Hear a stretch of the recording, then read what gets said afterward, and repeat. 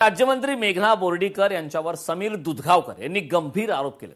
2014 पासून बोर्डीकर यांच्या संपत्तीत वाढ झाल्याचा आरोप यावेळी करण्यात आला। भ्रष्टाचाराच्या पैशातून संपत्तीत वाढ झाल्याचा आरोप आहे। नवी मुंबईचे सह पोलीस आयुक्त साकोरे बोर्डीकर यांचे पती आहेत। माजी मंत्री गणेश दुधगावकर यांचे सुपुत्र समीर दुधगावकर यांनी मंत्री मेघना बोर्डीकर यांच्यावर सोशल मीडियावरील व्हिडिओद्वारे गंभीर आरोप केले।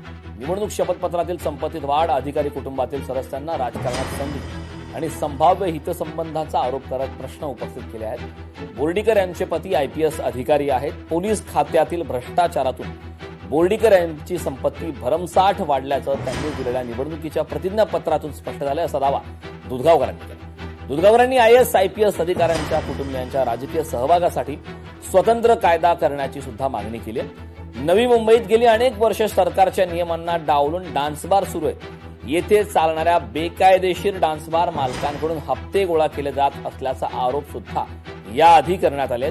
विधिमंडळाच्या अर्थसंकल्पीय अधिवेशनात मुख्यमंत्री देवेंद्र फडणवीस यांनी डान्सबार विरोधात कठोर कारवाई करण्याचे निर्देश दिले होते। मात्र तरीही तेथे बड्या पोलीस अधिकाऱ्यांच्या वर्धाहस्तामुळे राजरोसपणे डान्सबार सुरू आहे। याबाबत अनेकदा तक्रारी होऊनही नवी मुंबईतील अनेक डान्स बारवर कोणतीही ठोस कारवाई अद्याप झाली नाही। त्यामुळे आयपीएस अधिकाऱ्यांच्या भ्रष्टाचाराच्या पैशातूनच राजकीय नेत्या असलेल्या पत्नीच्या संपत्तीत वाढ होत असल्याचा आरोपांना आता पुष्टी मिळते। समीर दुधगावकर यांनी गंभीर स्वरूपाचे आरोप केलेले आहेत। माजी मंत्री दुधगावकर यांचे सुपुत्र ते आहेत। मात्र त्यांनी गंभीर स्वरूपाचे आरोप परभणीच्या मेघना बोर्डीकर ज्या मंत्री आहेत त्यांच्यावर केलेत। काय तुम्ही आरोप केलेत गंभीर स्वरूपाचे आहेत, ज्याची चर्चा सर्वाधिक जास्त होत आहे? जनतेच्या मनातली भावना आहे की तुम्ही जनतेची सेवा करताना स्वतःचे घर भरले नाही पाहिजे आणि तशा स्वरूपाचं हे बोर्डीकर परिवाराचं वागणं आहे वर्षानुवर्ष झाले। आणि जाणवत होतं मला की या पक्षामध्ये फक्त पैशाला किंमत आहे। जो पैसा फेकेल त्यालाच फक्त किंमत दिली जाते आणि हे सरळ सरळ उघड आहे बोर्डीकर मेघना यांना जेव्हा तुम्ही महत्व दिलं तेव्हा। आणि त्याच्याबद्दलचा आरोप असा होता की तुम्ही एक हाऊसवाईफ जेव्हा होता आणि नंतर मग जेव्हा 2012 मध्ये तुम्ही जिल्हा परिषद लढला, मग 17 मध्ये पळून गेला, उभे नाही राहिला, मग 19 मध्ये तुम्हाला असं काय भाजपने अचानक तुम्हाला उचललं? तुम्ही फक्त एक हाऊसवाईफ होता आणि त्यानंतर मग आयपीएस तुमचे नवरा आहे वर्षानुवर्षे।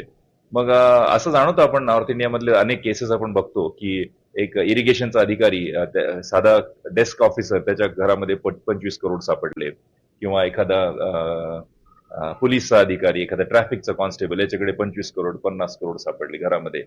मग हे आपल्याला काही माहित नाही काय भारतामध्ये? सर्वात महत्वाचं म्हणजे तुम्ही गंभीर स्वरूपाचे आरोप केलेत। आरोप तर कुणीही करू शकतो, तुमच्याकडे पुरावे काय आहेत नेमकं? तुम्ही असं कोणत्या बेसवर बोलता की संपत्ती वाढली आहे? माझं हे दिसतंय आपल्याला की तुम्ही आता हे तर यांनी लिहून दिलेलं आहे मी म्हणल्यासारखं व्हाईट मध्ये, पण माझं म्हणणं आहे की मग तुम्ही जसे हाऊसवाईफ आहात तेव्हा फक्त अधिकाऱ्यांचे घरच्यांचे प्रॉपर्टी कशा वाढतात हो? माझा प्रश्न असा आहे की मग काय हे काय असं कन्वर्ट केलं का तुम्ही? आयपीएस अधिकारी आहे तुमचा नवरा मेघना बोर्डीकरांचा खास करून, आणि बाकीचे पण काय काय अधिकाऱ्यांच्या पत्नींना तुम्ही आमदार केले, हे नवीन सिस्टीम काढली काय म्हणता? स्कीम आहे का की मोठ्या अधिकाऱ्यांच्या बायकांना नवऱ्यांना आमदार खासदार करायचं? काय कारण आहे?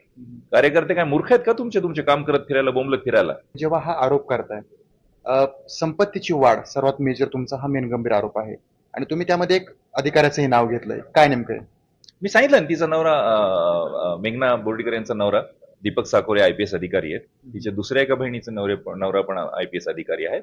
हे सगळे मोठे मोठे अधिकारी, सगळे 5 बहिणींचे मोठे मोठे अधिकारीच आहेत, राईट? त्यांचं असं मत आहे की राजकीय नेता आणि त्या नेत्याचे निकटवर्तीय नातेवाईक हे कुठेतरी प्रशासकीय अधिकारी आणि मग हे दोघांचे लागेबांधे आहेत आणि त्यामुळे ही संपत्ती वाढते, असं त्यांचा गंभीर आरोप आहे।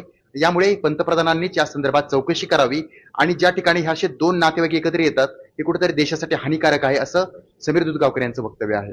सचिन बडे, लोकशाही मराठी, छत्रपती संभाजीनगर। जिल्ह्याच्या पालकमंत्री तथा राज्यमंत्री मेघना साकोरे बोर्डीकर आपल्या सोबत आहेत। तिथे आम्ही पाहिलो की माजी राज्यमंत्री गणेशराव दुधगावकरांचे चिरंजीव समीर दुधगावकर यांनी तुमच्यावर काही आरोप केलेत की अधिकारी त्यांच्या बायकाला राजकारणात आणून त्यापासून संपत्ती फिरवतात म्हणून कमवतात, त्याच्यावर तुमचं काय मत आहे? कोणाच्या बद्दल बोलताय तुम्ही आणि कोणाच्या बोलण्यावर एवढी मोठ्या चॅनलमध्ये बातमी करताय? जो स्वतः एक मनोरुग्ण आहे, ज्याला स्वतःच्या आई वडिलाला सांभाळता येत नाही, 50 वर्षाचा झालाय, स्वतःच्या मुली सोडून दिल्यात, 1 रुपया कमवायची अक्कल नाही, त्याला तुम्ही सिरियसली घेताय? निवडणुकीच्या शपथपत्रामध्ये तुम्ही 2019च्या संपत्ती दाखवली ती वेगळी आहे ना, 2024च्या इथे संपत्ती कशी वाढली म्हणजे तुमची? बघा 5 वर्षामध्ये मार्केट व्हॅल्युएशन ज्या पद्धतीने वाढतं त्या पद्धतीने ती संपत्ती, आणि निवडणूकच्या अफिडेव्हिट मध्ये मी दिले ती जग जाहीर आहे, त्याच्यात मी काही लपवण्याचं काम केलेलं नाहीये. हा प्रश्न तर यायलाच नाही पाहिजे. अधिकारीच्या माध्यमातून जे भ्रष्टाचार करतात ते नंतर तुमच्या माध्यमातून असे जे आमदार जे त्यांच्या बायका आहेत त्यांच्यामधून पैसा फिरवतात म्हणजे तुमचं काय? हे बघा, उलट अधिकाऱ्याची पत्नी होणं आजच्या जगामध्ये सगळ्यात समाधानी, सुखी आणि सगळ्यात नशीबवान मी तर म्हणते. अधिकाऱ्याची पत्नी बनून छान शहरांमध्ये राहणं आणि चांगल्या पद्धतीने आयुष्य मी जगू शकत होते, आम्ही जगू शकत होतो, ज्या माझ्यासारख्या अनेक पत्नी या ठिकाणी अधिकाऱ्यांच्या आज राजकारणामध्ये आहेत, आणि राजकारणाच्या माध्यमातून चांगली जनसेवा होऊ शकते हा आमचा उद्देश आहे. आम्ही स्वतःला सिद्ध केलंय, लोकांच्या मनामध्ये आमच्याबद्दल विश्वास आहे, जनसेवा करण्याची आमची तळमळ आहे, आम्हाला लोकांच्या अडचणी जाणवतात, आम्ही संवेदनशील आहोत, म्हणून लोकांनी आम्हाला निवडून दिलेलं आहे. ते ह्यांच्या पोटात कशाला दुखायला पाहिजे? त्यांनी असा एक आरोप केला की जे IAS अधिकारी, IPS अधिकारी ते जे त्यांच्या बायकाला राजकारणाला हे करायला आहेत, ही पद्धत देशात बंद व्हायला पाहिजे, तरच आपला देश चांगला होईल, आपल्या देशाचा विकास होईल. अरे, दुसऱ्यांच्या नावं बोटं ठेवण्याशिवाय ह्या लोकांना काही येत नाही, आणि त्यांना देखवत नाही का अधिकाऱ्याची बायको होणं, पत्नी होणं हे काय गुन्हा आहे का? आमच्यामध्ये क्षमता आहे, आम्हाला तळमळ आहे, लोकांनी आम्हाला या ठिकाणी विश्वासाने निवडून दिलेलं आहे, आणि त्यामुळे लोकांचा विश्वास आम्ही जिंकलेला आहे, जनसेवा आम्ही करतोय. यांना पोटात दुखायचं काही कारण नाहीये, यांच्या डोक्यामध्ये हा भुसा भरलेला आहे. त्यामुळे तशा माणसाचा प्रश्न तुम्ही विचारून माझा वेळ आणि तुमच्या चॅनलचा वेळ वाया घालू नये. ज्या माणूस स्वतः मनोरुग्ण आहे त्या माणसाच्या बद्दल बोलून तुम्ही इथं खरं तर वेळच वाया घालवला नाही पाहिजे. लोकशाही मराठी ऐका, पहा, जागरूक रहा.